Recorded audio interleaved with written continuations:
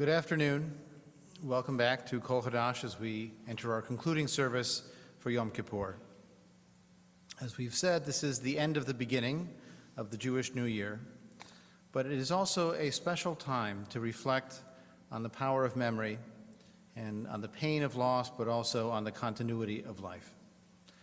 We create this space near the end of this time of the year to be connected to our past, to feel our love for those who loved us, and to be part of a community that is experiencing those emotions in the same time, in the same place, in the same way.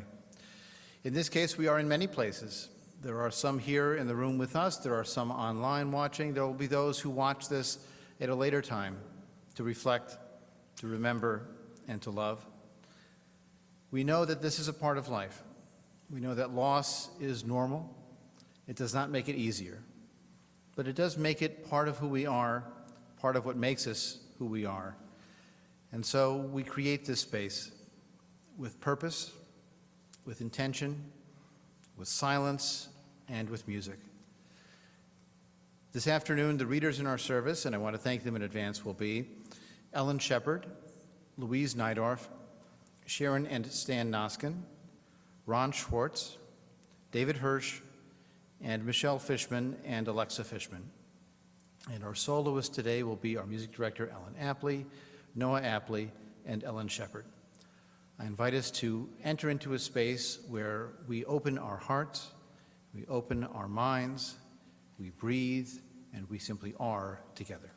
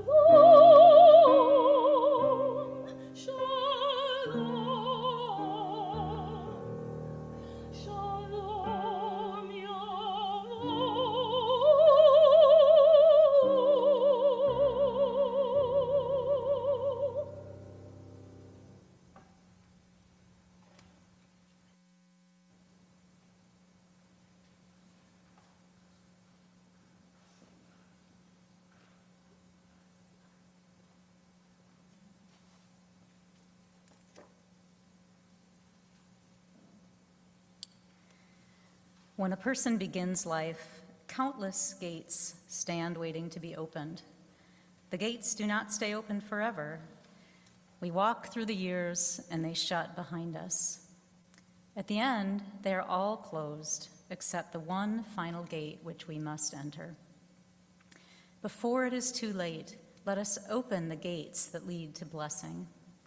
Let us enter the gates of tranquility. Let us enter the gates of kindness and compassion. Let us open the gates to those things in life that abide eternally before the gates swing shut, before all of them close. Do not remain standing at the outer gate. The gates are to be entered.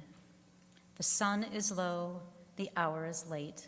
Let us enter the gates at last.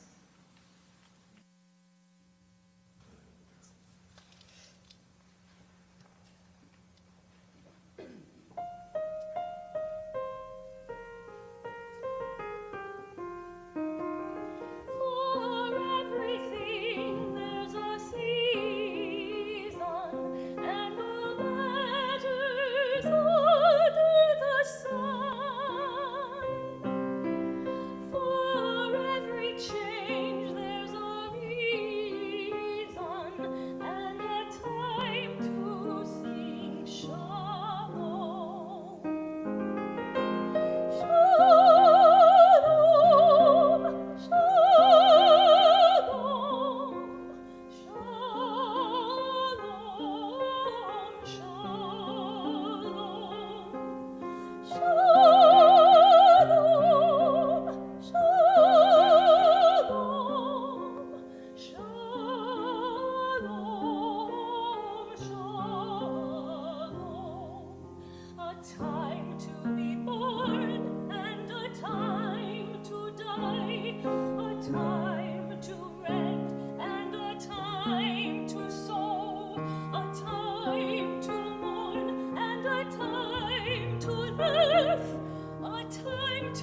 together and a time to let go.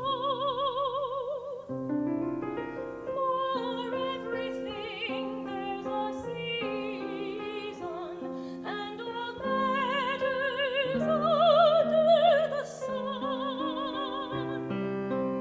For every change there's a reason, and a time to sing shalom.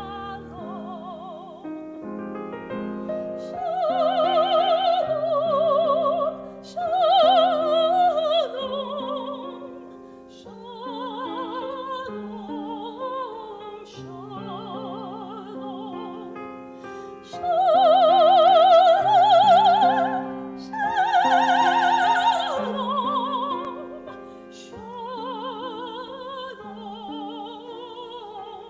shalom.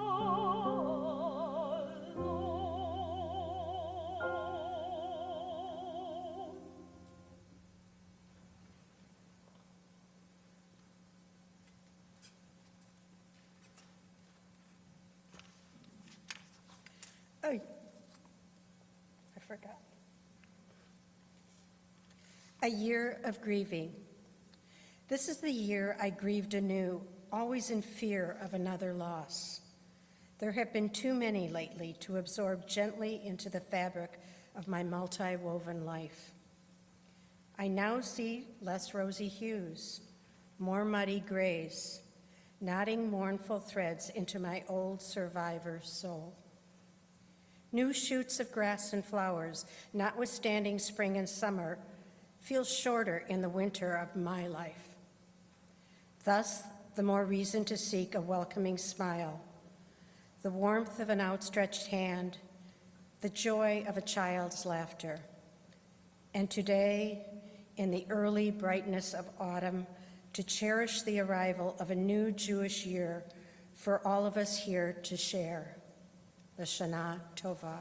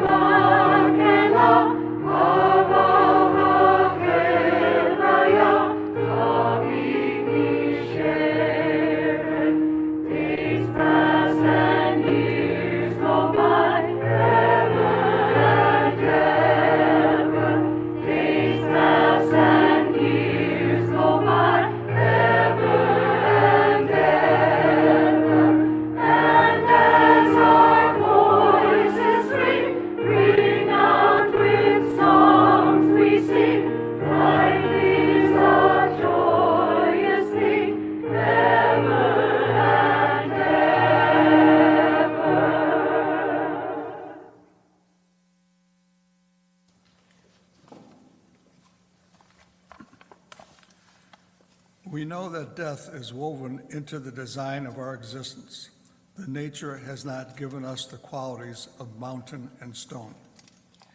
We know that we feel, we think, we love, we hate. And for this fragile beauty, we pay the price of impermanence, decline, and death. Imperious death, everywhere, grinning at our pomp and plans. It is we who mourn, who grieve. It is we alone of all the manifold forms of life who know that we must die. That is our greatness, our majesty, our dignity. We know that we must die. It is we who search for the reasons, who look for meanings in death and life. That is what carries us beyond death.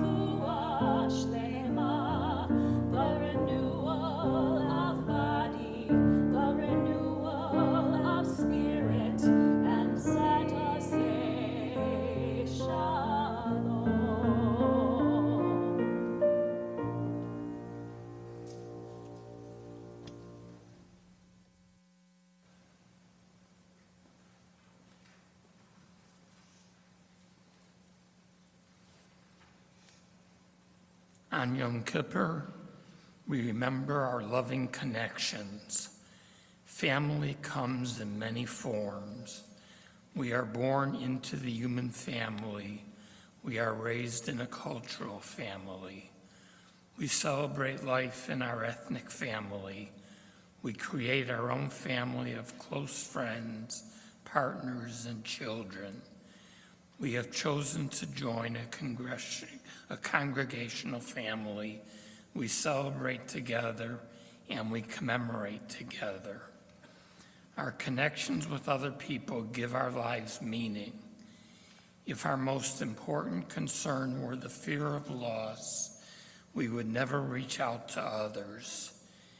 If our connections were fleeting or trivial, we would not feel pain when they ended. We risk this loss and this pain because of all that we gain from our personal connections: support, excitement, comfort, companionship, and of course, love. We are connected to the people we love by bonds of affection and mutual need. Love transcends nature, connecting the living and the dead in the loving embrace of meaningful memory.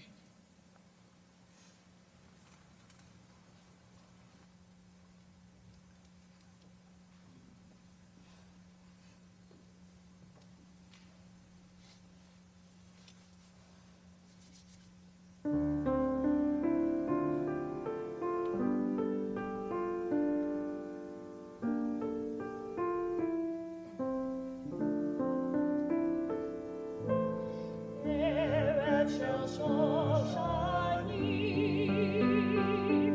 Etzeina el Habustan, Nor basarim u'levona, L'rakech niftan. Erev shel Shoshanim, Etzeina el Habustan, Nor basarim u'levona, L'rakech niftan. Laila yored la'at, Varuach shoshan noshva. Havel elchash lashir balat, Zemer shel ahava. Laila yored la'at, Varuach shoshan noshva. Havel elchash lashir balat, Zemer shel ahava.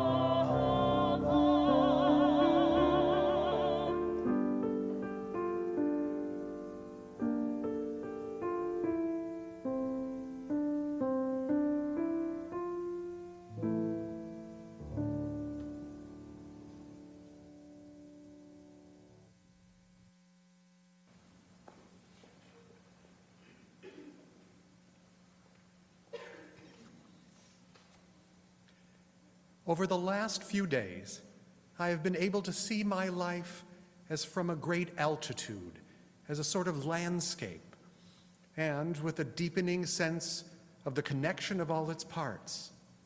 This does not mean I am finished with life. On the contrary, I feel intensely alive, and I want and hope in the time that remains to deepen my friendships, to say farewell to those I love, to write more, to travel if I have the strength, to achieve new levels of understanding and insight. This will involve audacity, clarity, and plain speaking, trying to straighten my accounts with the world. But there will be time, too, for some fun.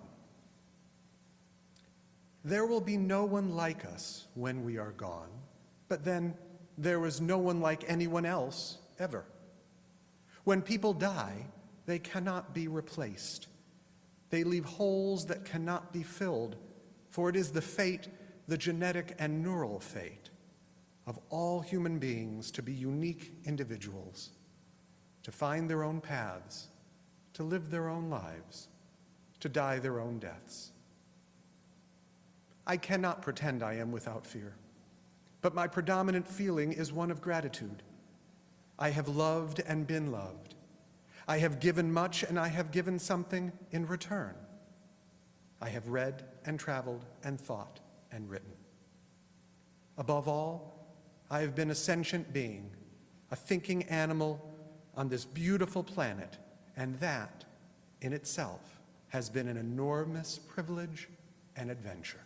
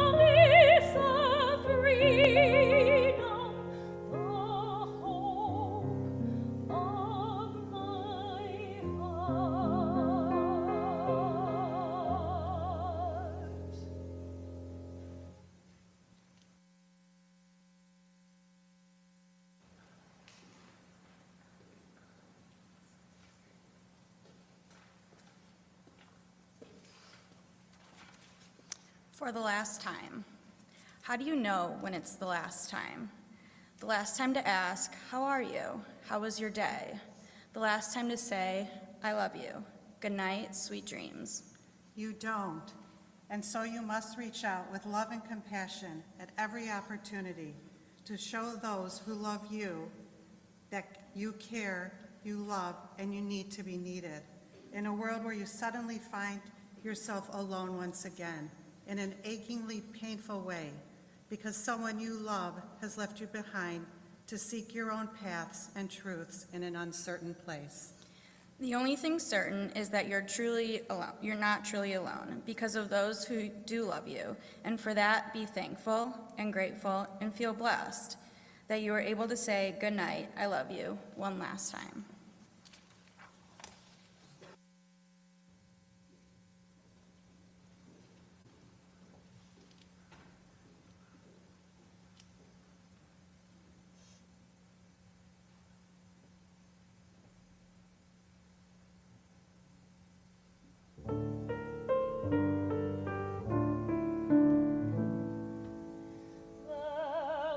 Ve'ulai lo hayat varim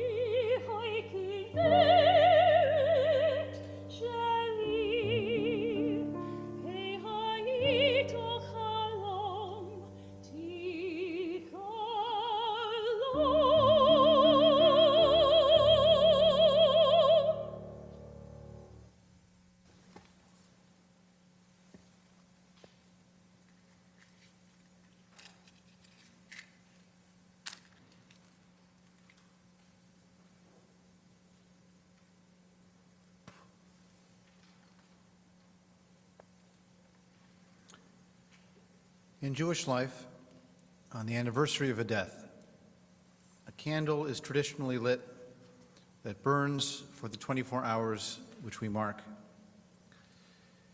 These candles, with our name and the words Zecher Tzadikim Livracha, the memory of good people, is upon them. One of the items we gave to each of our members last year when we were so removed from each other. We did not know that we would still be experiencing distance and masking and everything else 1 year later. We do have more of these candles in our lobby for those here who would like to take one for use this time of year or any time of year when a yahrzeit occurs. But this opportunity, the turning of the calendar, is a space for us to share the names of loved ones. As we began some years ago, we share the names out loud of those who have passed in recent years, and then we share an opportunity to reflect as we see names scroll by of all those loved ones who members of our congregation have chosen to remember in this season. And so I invite those who are here, and if you're online and choose to as well, to please stand for just a moment as we share these names of our recent memorials, and then we can be seated to see the longer list of names of those from every season and every year who are being remembered today. Today, from our recent losses, we remember with great love Diane Oshman, Bertha Baker, Tema Bolnick, Bobby Cherniak, Adeline Cohn, William Cottle, Joanne Friedlander, Sam Gilbert, Rita Golub, Sandra Joan Granroth, Luzia Grunbauer, Paul Gustafson, Gil Feldman, Mitzi Handelsman, Burton Harris, Chris Jackson, Ruby Jones, Beverly Klein, Doris Libman, Louise Milstein, Beverly Rathje, Marilyn Schulin, Bev Citrick, Herman Citrick, Joseph Citrick, Jean Solomon, Betty Soren, Robert Stendel, Sylvia Ruth Telzer, Belle Waldron, and Betty Weinberger. Let us pause for a moment of silent tribute to their memories and in memory of all of our loved ones.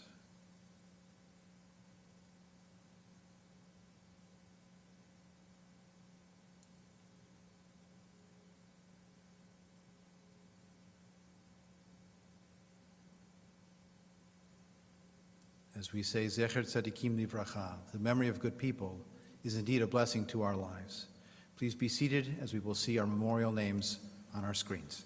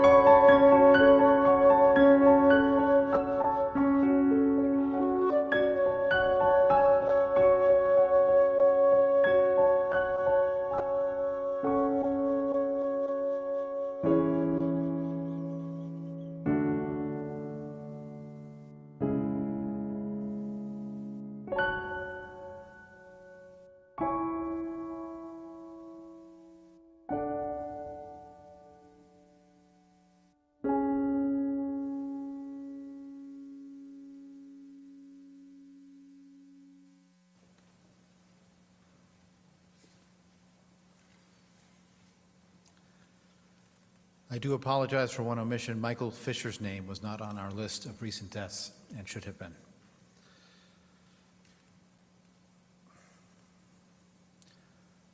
How can we wrap our minds around mass death? Do we understand all those deaths through piles and piles of things, shoes and eyeglasses, or paper clips, or candles, or panels in a quilt? Do we understand all those deaths through particular stories of particular people? Anne Frank of the Holocaust, Ryan White of AIDS, the testimonies of former slaves like Frederick Douglass and Sojourner Truth. Can we understand better if we combine overwhelming numbers with particular names? Memorial recitations on Holocaust Memorial Day or Yom HaShoah, monument walls like the Vietnam War Memorial, the Yizkor Buch, the memory book of destroyed Eastern European Jewish shtetls. Or perhaps when we face the death of so many instead of just one, words fail. Perhaps we understand mass tragedy best through the abstraction of art or monuments, like the National Memorial for Peace and Justice in Alabama, commemorating lynching victims with hanging steel monoliths. We could make a secular pilgrimage to sites of suffering, walking where they walked and where they died, European death camps, or anonymous mass graves at schools intended to civilize indigenous peoples, or African slave castles and American auction blocks. Today, it might be emergency rooms and nursing homes and cemeteries where so many have mourned COVID losses over the last 18 months. The truth is that all of these approaches can be effective ways to remember both the many and the one. Think of a loved one whom you have lost. Most of us have a few. There are particular items of theirs that we want to keep to remind us of them. There are the stories they told and the stories we tell about them. There are the moments in the calendar when we remember their names, birthdays or yahrzeit, death anniversaries, or a memorial service on Yom Kippur. We might own art or listen to music that they loved. We might visit the house where they grew up, or the house where they raised us, or the country from which our family came. Some visit the cemetery, especially near the Jewish New Year.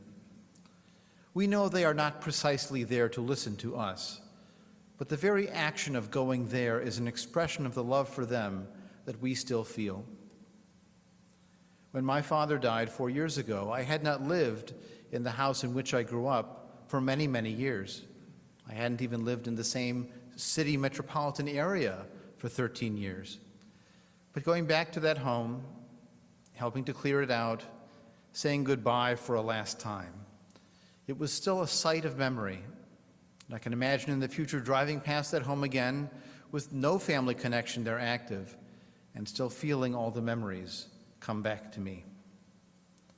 Just a few months ago, in the last few months of the Jewish year just ended, we had hoped that COVID-19 losses were winding down. I thought then of something Churchill had said in November 1942. It is not the end, it is not even the beginning of the end, but it is perhaps the end of the beginning. We knew this summer the virus was still out there, that variants might still do damage, that stubbornness or fear had left far too many unvaccinated and at greater risk. We knew there is a world beyond the United States where thousands more will still die. But we did not expect to lose well over 1,000 Americans per day again in a fourth wave of bereavement. And with rising cases in the least vaccinated areas, September may be even worse before things begin to get better. We know that those over age 65, hit so hard in the earlier waves, are today over 80% fully vaccinated. And despite the high profile of the Delta variant and breakthrough cases and rising cases among children, the death rates per case for the vaccinated and those under 12 are still relatively low. But those odds do nothing to comfort those mourning a loved one lost to COVID, because that loss is not the many. That loss is the one, the only one, the one they loved. These waves of losses upon losses, especially after hope, may sound familiar at a memorial service. The experience of grief at the loss of a single loved one is often described as like waves, sometimes overwhelming, sometimes just a reminder of their absence. Over time, the waves of grief may recede like the tide, but there are also moments when the tide of grief returns and seems to drag us down until it again retreats and we can return to life. Perhaps this wave is the last major wave of COVID-19, and it will finally recede into the background like the flu, managed with booster shots and washing hands. Even if this disaster is gradually ending, we still face the challenge of after.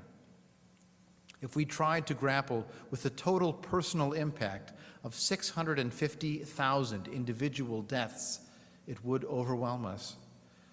Each of those thousands of people who died, no matter whether they were already old or sick or in the peak of health, they each had widening circles of family and friends, colleagues and connections that still feel today the impact of their loss. Each deserved individual funerals and mourning, even over Zoom or in the cemetery with just a few people present. And of course, there were plenty of losses of loved ones unrelated to COVID at all. Cancer and age and accident did not take a holiday. We held this Yom Kippur Nizkor, we will remember service long before COVID, and we will continue long into the future. To remember, we do a little of everything. We hear personal stories. We think about the big picture of life and death, as well as the personal. We visit the cemetery.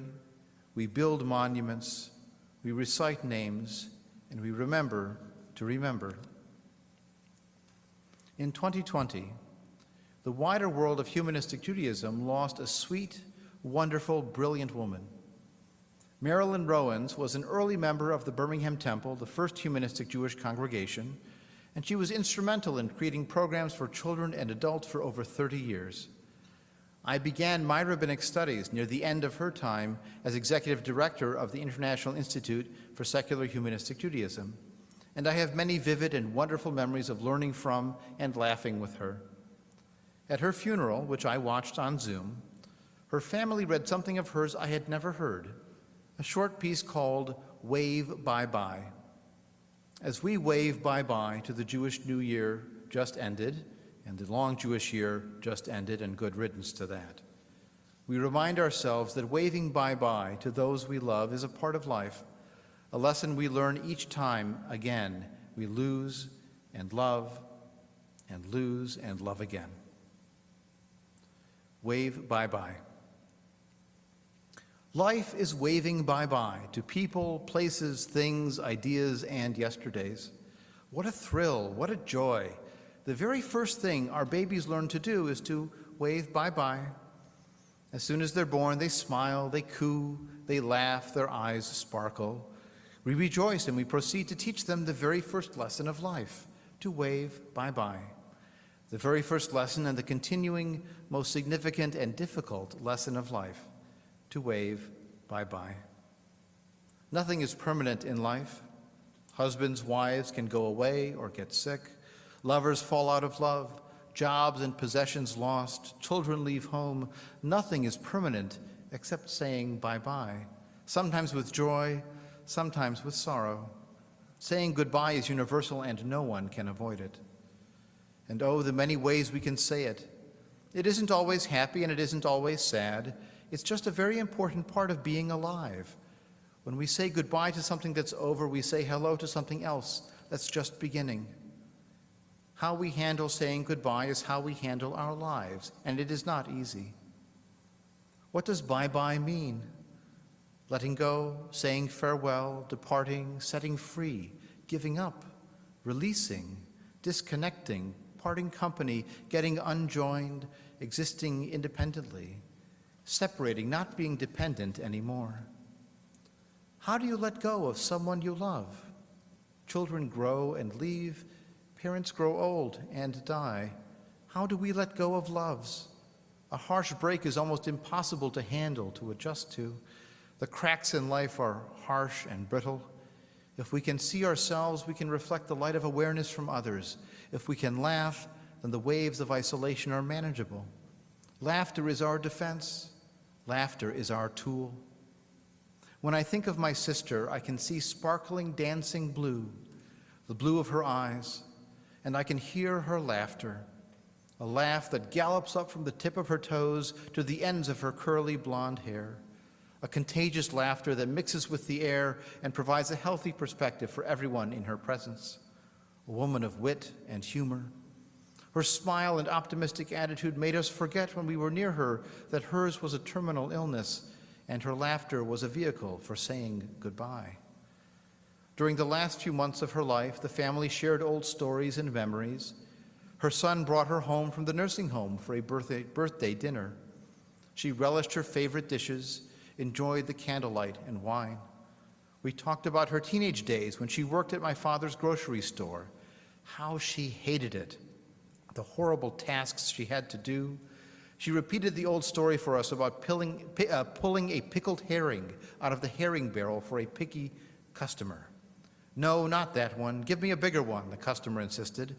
My sister thrust her hand into the slimy barrel again and again. The last time I saw her before she died, we talked about our children, our Aunt Minnie, our unfulfilled dreams, and the pickled herring. And we laughed. We waved a final bye-bye. I carry her laughter with me always. But each bye-bye is waved on the threshold of a new and exciting hello. We don't completely say goodbye. We change our perspective and see our future differently, more clearly. We gain awareness from each ending experience, from each separation. Separating and breaking away from people, places, things, parents, and children is the process of change, the process of going from one space to another, the process of growth. There is a time for laughter when there is nothing better than laughter. We want to make others laugh. We are connected to the world by laughter. Laughter connects us with people. We need each other for tears and for laughter. The power and strength of all my future hellos rests on the foundation of my experiences, my awareness of my need to be attached to the world, and my ability to skillfully wave bye-bye. Bye-bye.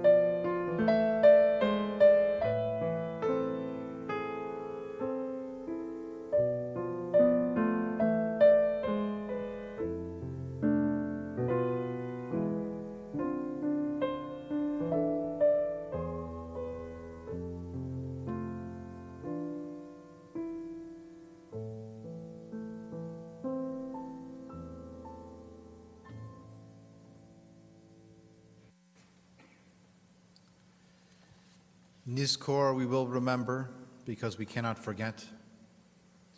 Nizkor, a commitment that the present makes to the past for the future.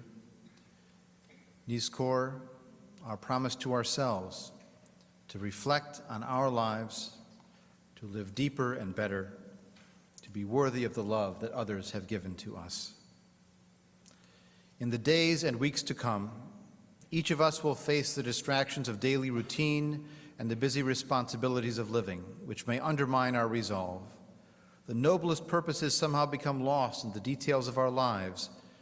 Yet if what we seek is significance, we need not despair of finding it precisely in the hours and minutes of an average day.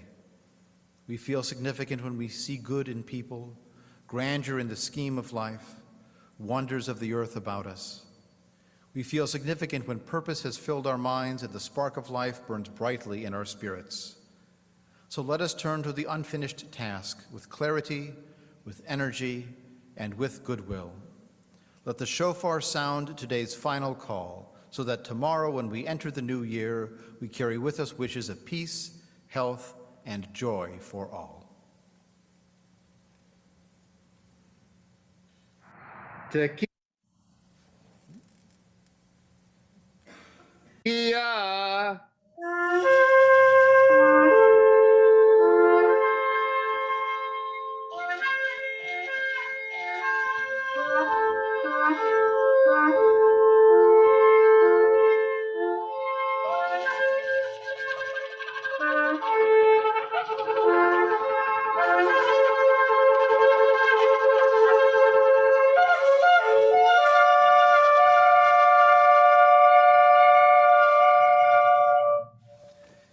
And now I invite you to join us in our closing song, wishing each other peace, love, and joy, and Shalom Aleichem. Please join us.